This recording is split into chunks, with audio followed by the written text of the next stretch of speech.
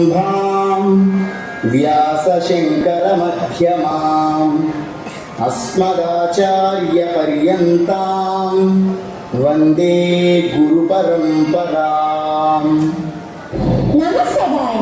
अद्य पूर्णवेदपुरीः एकं लघुनाटकम् अत्र प्रस्तुमः। सर्वैः आस्वादयन्तु।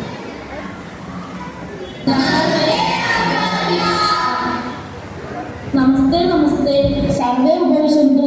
वदतु अद्य दिनस्य विशेषता का? आचार्य अद्य अध्यापकदिनं भवति। अस्तु अस्तु, अध्यापकदिनं केन सम्बन्धेन दिवसः? आचार्य डॉक्टर एस राधाकृष्णन महोदयस्य जन्मदिनं भवति। अस्तु उत्तमं, किन्तु कः गुरुः? गुरुः इति पदस्य अर्थः कः? आचार्य गु अर्थात् अन्धकारः, यु अर्थात् निरोधकः, अन्धकारनिरोधत्वात् गुरुः इत्याभिधीयते। उत्तमम् उत्तमं, गुरुमधिकृत्य एकं श्लोकं वदतु। अज्ञानतिमिरान्धस्य ज्ञानाञ्जनशलाकया चक्षुरुन्मीलितं येन तस्मै श्रीगुरवे नमः। उत्तमम् उत्तमम्, अत्युत्तमम्। आदर्श, त्वं किं रोदिषि? आचार्य, मम माता आदुरालये अस्ति, मम पिता आरक्षकालये अस्ति, अहं गृहं गन्तुमिच्छामि। एवं वा? कष्टं भवति, गच्छतु गच्छतु। मा आचार्य, सः अनुगं वदति। तस्य माता आधुरालये कार्यं करोति, पिता आरक्षकः च भवति। एवं वा?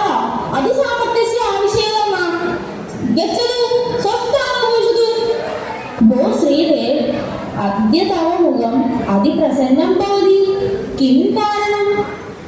आचार्य, अद्य मम जन्मदिनं भवति, मोदकानि अपि आनीतं, स्वीकरोतु। अस्तु, मम जन्मदिनाशंसाः। सर्वेभ्यो मोदकं ददातु। त्वं मम अभिनन्दनं प्रथमं मे ददातु। ददामि ददामि, प्रथमं छात्राभ्यः दातव्यम्, अन्ते ददामि। नाम प्रथमं ददातु। रोहित, क्षमस्व क्षमस्व, एकैकमनुसृत्य सः दास्यति।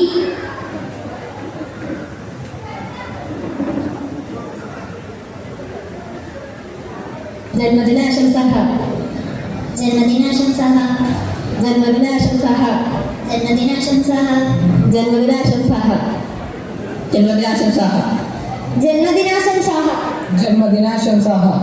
जन्मदिनाशंसाः। मोदकं स्वीकरोतु। न अहं न स्वीकरोमि। एकं स्वीकरोतु। रोहित, युष्माकं कारणमेव सर्वेभ्यः प्रश्नान् जायते, अतः क्षमां कुरु। विद्याभ्यासेन विनयोऽपि प्राप्तव्यं। तादृशमेकं श्लोकं वदतु। विद्या ददाति विनयं, विनयात् याति पात्रतां, पात्रत्वात् धनमाप्नोति, धनात् धर्मात् ततः सुखम्। क्षम्यताम् आचार्य, अहं मम अपराधम् अवगच्छामि।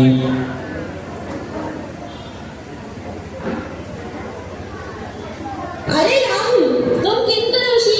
अत्र श्रद्धां कुरु। पठने श्रद्धायाः अतीव प्राधान्यमस्ति। भो छात्राः, वदतु, विद्यार्थिलक्षणं किम्? ताकदृष्टिभगध्यानं, श्वाननिद्रा तथैव च, अल्पाहारो जीर्णवस्त्रो, एतद्विद्यार्थिलक्षणम्। क्षम्यतां गुरु, अहं न आवर्तयामि। अस्तु अस्तु, उपविशतु। भो छात्राः, संस्कृतभाषायाम् एवं विधानि जीवने प्रयोजनप्रदानि तथा प्रचोदकानि च अनेकानि कार्याणि सन्ति। इयं भाषायाः महत्त्वमवगम्य संस्कृतछात्राः वयं सम्यक् पठित्वा उत्तमछात्राः भवेयुः। सर्वविधाः शुभाशंसाः भवन्तु।